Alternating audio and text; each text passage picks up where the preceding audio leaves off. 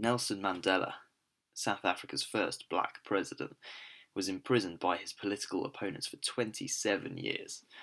He said that amongst him and the other inmates, the greatest fear was to be put in isolation, to be cut off from everyone else, put in a cell block, and forgotten about.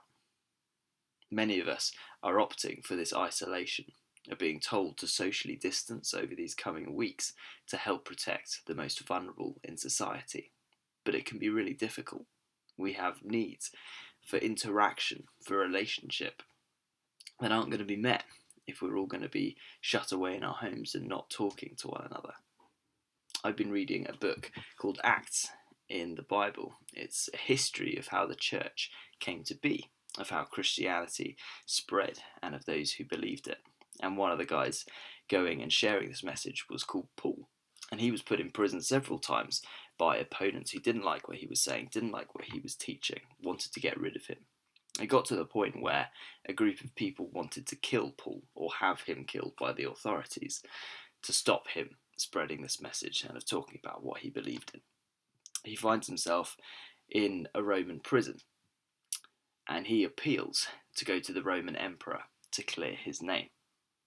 So he's taking this journey at the end of this book of Acts, and a centurion called Julius is making sure that he gets to Rome safely so that the emperor can hear his defence.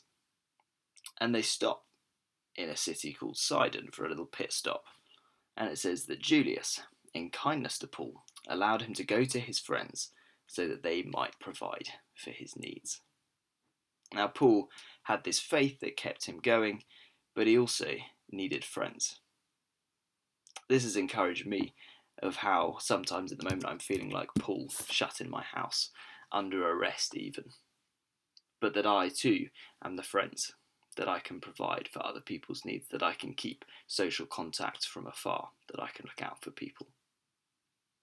So God, we thank you that we are not alone, that we live in this age of social networking where we are able to keep community.